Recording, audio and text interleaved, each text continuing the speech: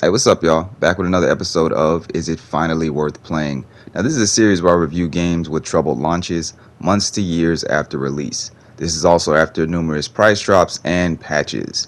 As always, I'm going to start off with the bad for full transparency, and I just want to let you guys know this is a buggy, glitchy game. Now, it's also really bland and boring at times. A lot of the side content feels like the worst open world Ubisoft game I could imagine. I'm going to show you all the bugs I encountered. Now, I will admit, didn't encounter any game-breaking bugs, but I did encounter numerous small, annoying glitches.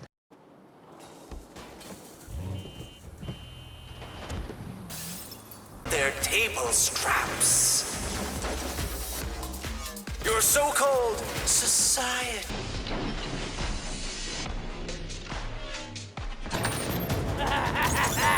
Yeah. Not supposed to hurt?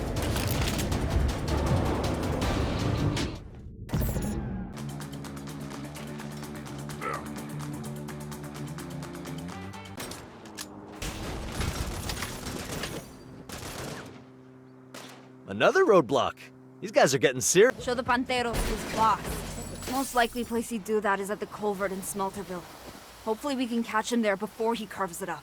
He knows what that car means to me. Damn. I don't know if I've ever said this in so many words, but that guy is a world-class crap sack. You spent hours on that car. I've spent years on that car. That's why he took it. As far as he's concerned, I didn't betray Los Panteros. I betrayed him. He's gotta make it hurt. I don't get it. If someone betrayed me, I'd just, bang. Not that I want him to do that to you. It just seems easy. That's not how it works in Los Panteros.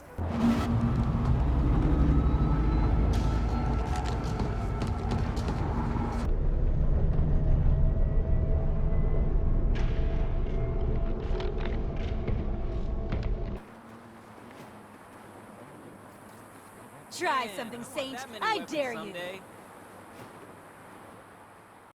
Now, I also experienced the rumble feedback glitch whenever I got on motorcycles. My controller would just shake violently, even if I wasn't moving.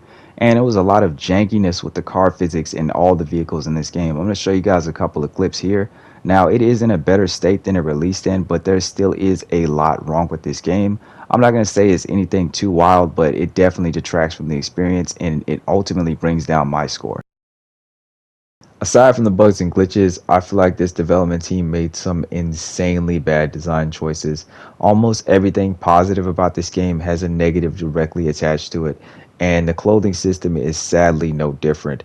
I feel like Volition really just didn't pay enough attention to past titles, and they dropped the ball massively in my opinion, because you cannot save your outfit.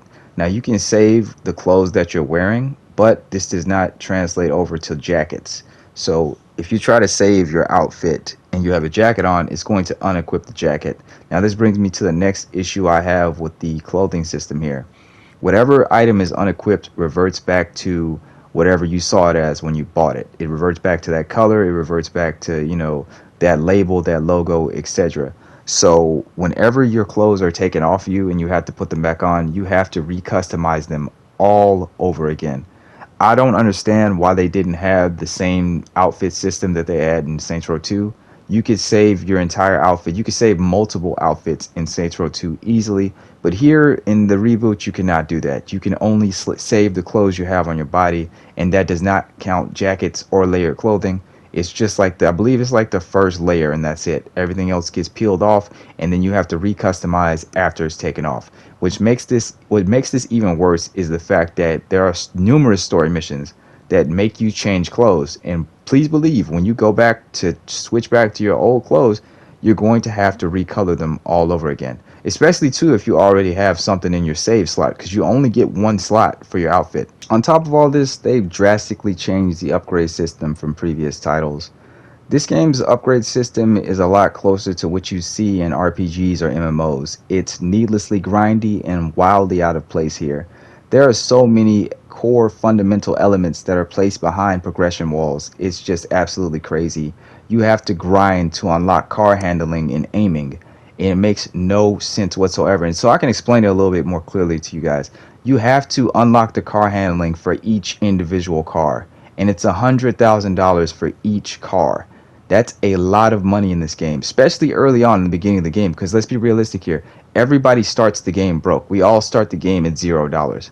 And you have to spend $100,000 for each car's handling to be maxed out. The upgrade pricing is the same for the guns. The main difference I noticed between the two is that the aiming drastically improves for most guns around level 1 or 2. With that being said though, the idea to lock core fundamentals such as aiming and car handling behind the progression wall is one of the stupidest things I've seen a game do in a very, very long time. This just shows me that they were absolutely starved for content and they were just hell-bent on making this game a certain length, regardless of the quality and what it took to get there.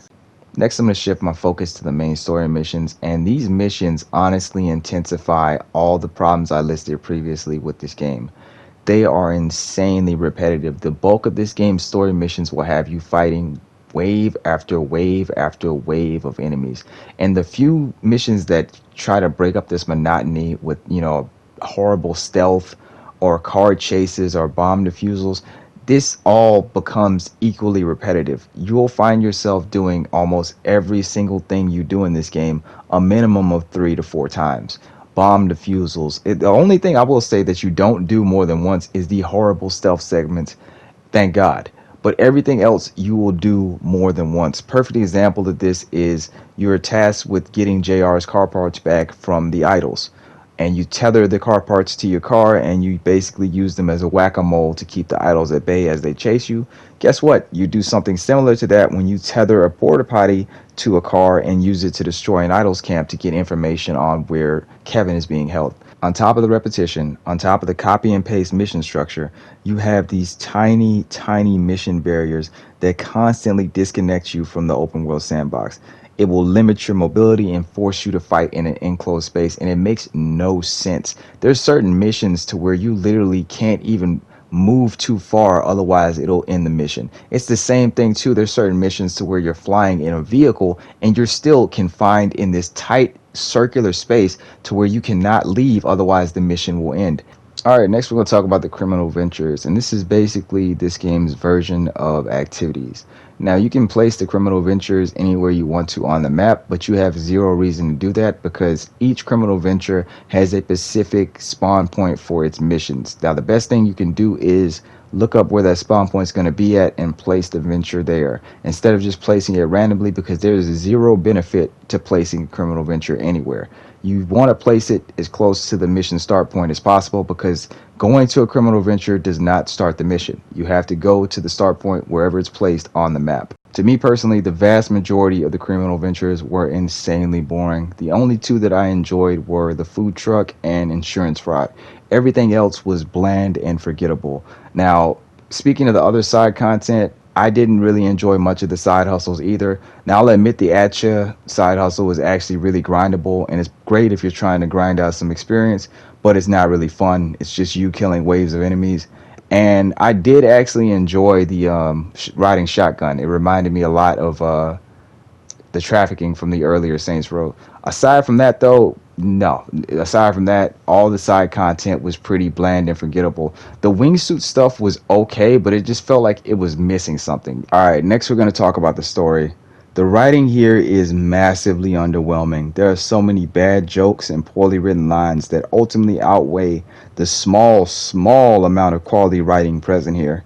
The main characters all add to this problem. They have no backstory with any real relevance to the main plot or the game world. You briefly learn about a few characters' distant past, but questions like when did they become friends, how did they meet, or why did they join their respective gangs are never answered. The game just thrusts you into the middle of this poorly written story with no real context of the lead up to any of it. The characters themselves are bland and one-dimensional. You never really learn anything about them beyond their surface-level characteristics and specialties. Meanwhile, you are absolutely overloaded with useless information about the most trivial details of their friendship.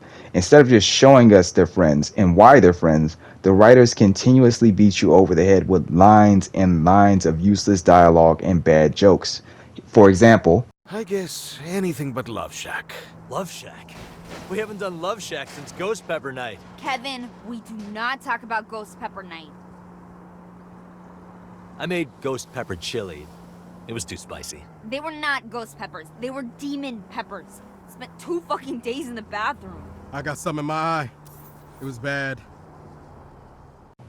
Next, I'm going to talk about some of the things I'm neutral on, like the skill system, the takedowns, and the perks. Now, the takedowns in the skill system are a bit unresponsive. Like I showed you earlier in the video with the takedowns, there was numerous times in my playthrough where I tried to use a skill or a takedown and it either didn't work, it was unresponsive, or the camera glitched out. On top of this too, these skills are grossly overpowered.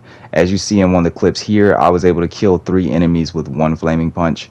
And that's pretty much every decent skill in the game. It is grossly overpowered. I feel like they balanced this a bit better, it would be a lot better.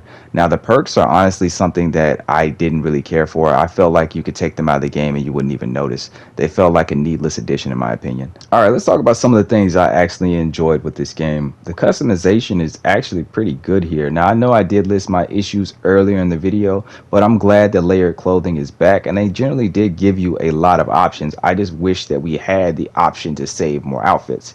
With that being said though, I also like the options they gave you to customize your weapons. If you engage in the dumpster diving activity, you can find various weapon skins for your guns to basically make them look like any other gun. On top of this too, you have a wealth of customization options for your weapons. I generally enjoyed actually, pimping out my weapons. I also did enjoy the car customization. This was almost overshadowed for me because of my issues with the car handling, but I'm still going to give them their props because this is on par with past Saints Row titles.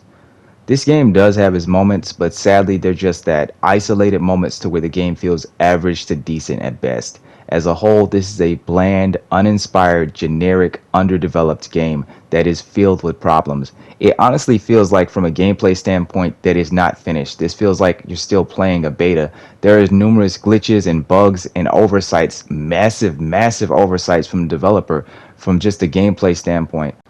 I'm going to give this game a 5 out of 10. This is easily the worst Saints Row out of all the mainline titles. The only thing that's really good about this game is, the stuff that's present in past Saints Row games. And here's the biggest issue. They're better in those games. You can have more fun playing insurance fraud in Saints Row 2 and Saints Row 3 and Saints Row 1 than you could here. You can have more fun, doing trafficking in Saints Row 2 than you could here. All the things that are actually good about this game are better in past Saints Row games. And on top of this too, they've absolutely butchered the gang warfare. The Saints only appear at your church. You do not see them anywhere else on the map. You don't even really get territory in this game. The Panteros, the Marshals, and the Idols all keep their respective territories even after their gang leaders die. What you're seeing on screen here is the only way you can recruit Saints in this game. It maxes out at 2. It's tied to a skill. You cannot give them orders. They will not follow you. They can't get in the car with you. Basically, you tap a button and they spawn in out of nowhere, and that's it. That's the best it gets for this game.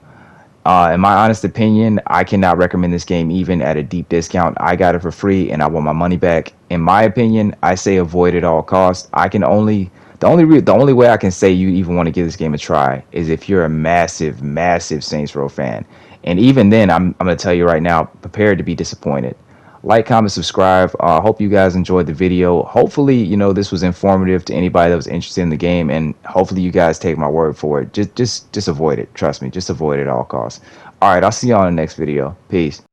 The market's very competitive. Seriously? Don't ask too many questions, just enjoy the paycheck.